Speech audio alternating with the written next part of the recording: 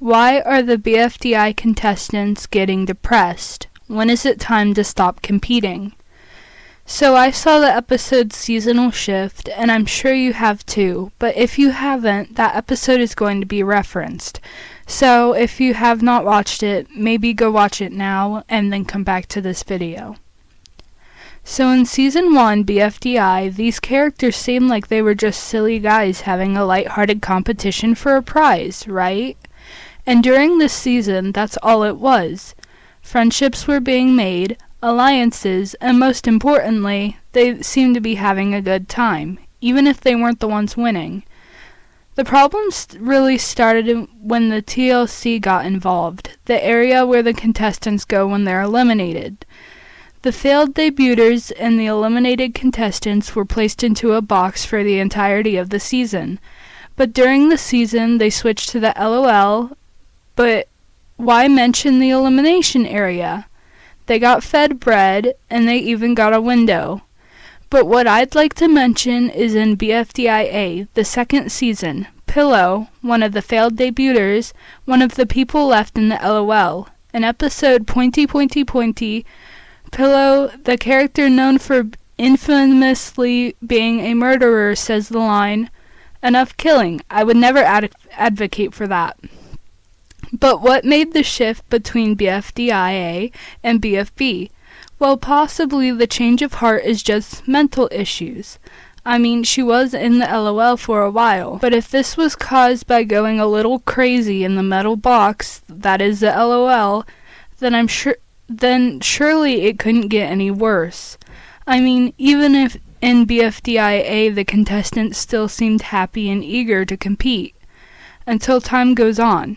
Because sure, in this season there's been conflict and fighting with a tinge of backstabbing, at some points more literal than metaphorical, but nothing gets too serious. But nothing compares to the newest episode, Airplanes in the Night Sky, because the competition gets way too serious. The episode started with a lighthearted, simple challenge as it usually did. Tennis Ball won a token to split up Pin and Coiny.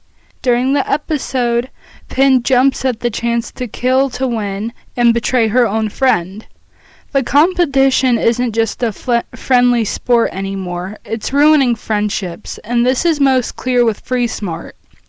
Eliminations and competitions are the cause of their slow fallout, choosing who deserves to stay in their alliance, pressuring each other into situations, and expecting too much from each other.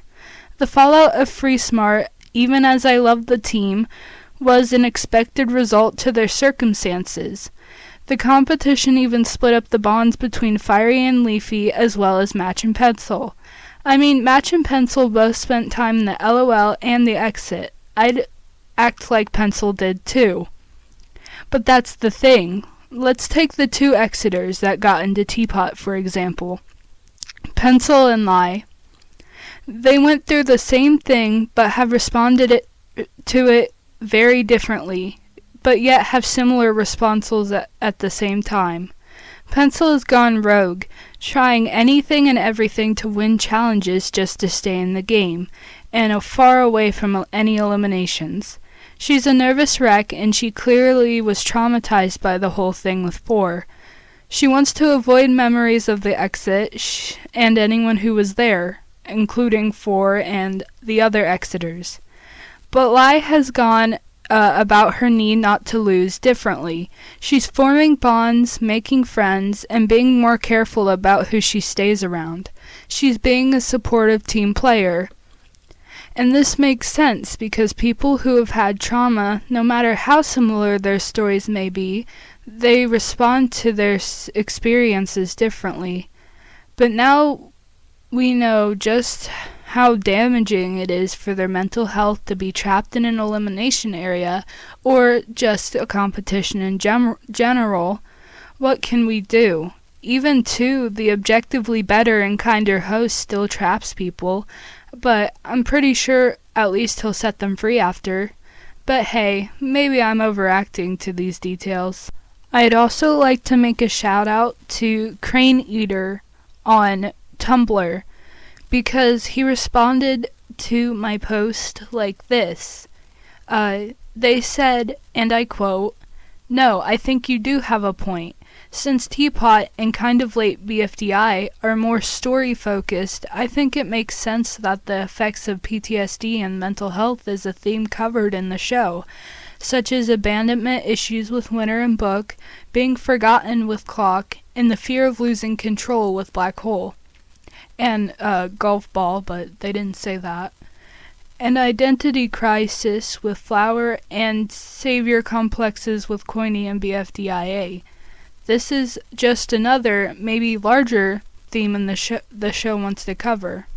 And I like that comment a lot because, one, it's agreeing with my point. Obviously, I'm gonna like it. And I also like that they did bring up more than just my examples of Lie and Pencil. They also brought up Clock and Winter and, Robot Flower. And this just shows that there's many more characters being affected by this than just them.